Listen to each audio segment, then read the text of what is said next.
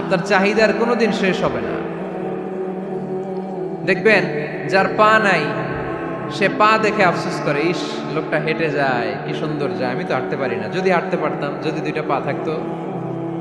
যার পা আছে সে সাইকেলওয়ালাদেরকে দেখে আফসোস করে, ইস আমার যদি একটা সাইকেল থাকতো তাহলে তার হাঁটা লাগতো না, সাইকেল দিয়ে বাজারে যেতাম।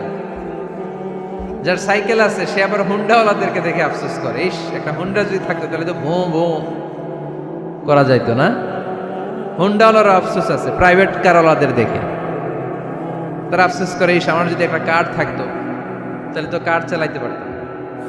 যাদের প্রাইভেট কার এদেরও আফসোস আছে, ইস আমার যদি একটা হেলিকপ্টার যদি থাকতো তাহলে তো উড়াল মারতে পারতাম, ঠিক না?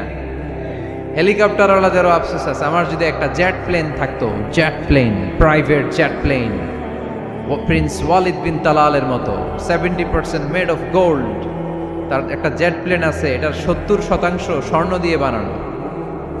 তার মানে চাওয়ার কোনো শেষ আছে? নাই।